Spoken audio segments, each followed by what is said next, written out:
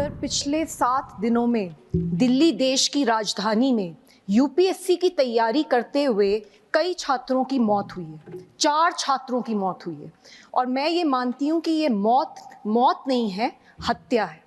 मैंने कल जाके देखा, राजेंद्र नगर में हर दूसरे घर में इस तरीके का सेंटर खुला हुआ है, इलीगल सेंटर्स खुले हुए हैं। तो इन इलीगल सेंटर्स को कैसे खोला जा रहा है?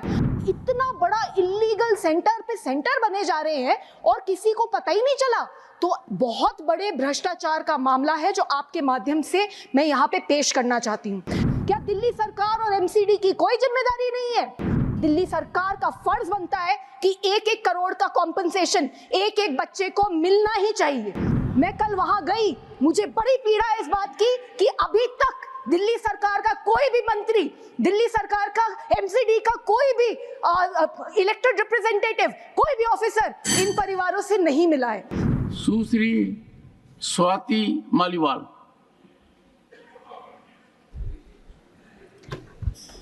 Thank you, Chairman Sir, for giving me an opportunity to speak on such an important issue.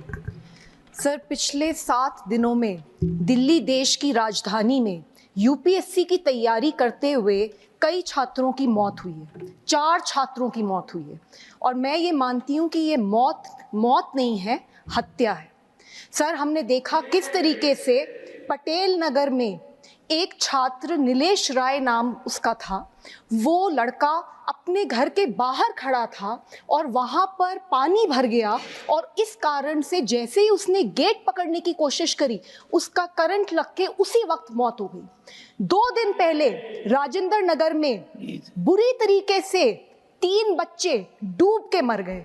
वो सिर्फ अपनी लाइब्रेरी में, अपनी कोचिंग सेंटर की लाइब्रेरी के बेसमेंट में बैठे थे, पढ़ाई करने की कोशिश कर रहे थे, सामने पानी भरा और वो पानी उनके कमरे के अंदर आ गया, बेसमेंट में आ गया और 2 मिनट में तीनों के तीनों डूब के मर गए।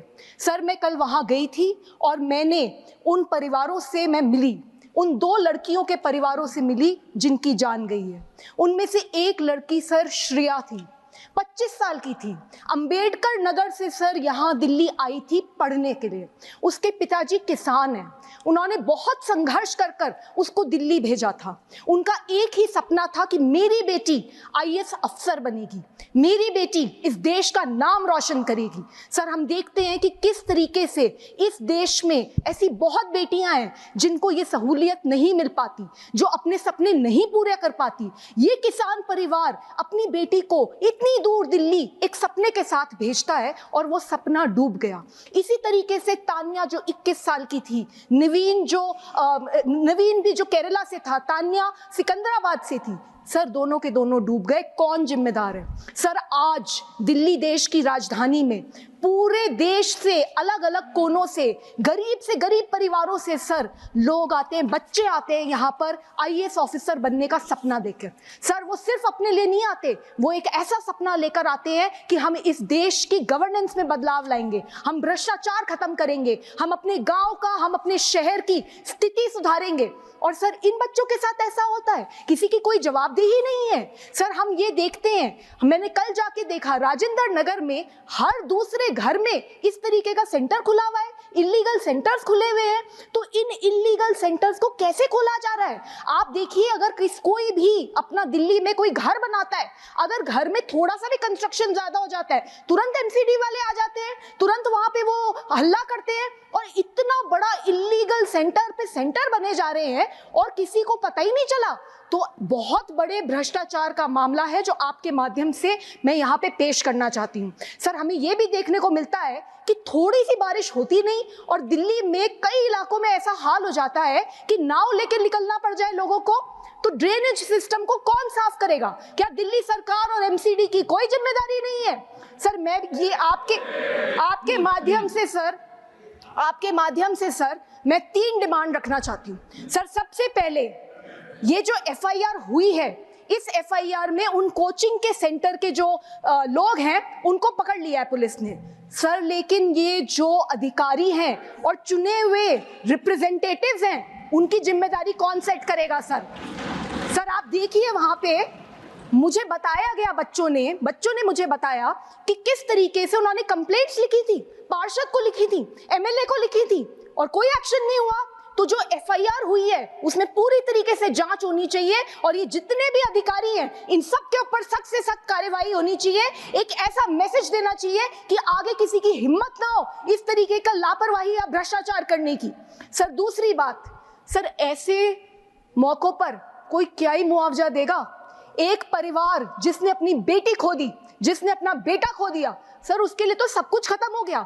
मैं कुछ भी कह दूं, हम सब मिलके कुछ भी संवेदना प्रकट कर दें, हम उनका कोई भी खामियाजा नहीं कर सकते, हम उनकी संवेदना प्रकट ही नहीं कर सकते सर, वो इतनी पीड़ा में है।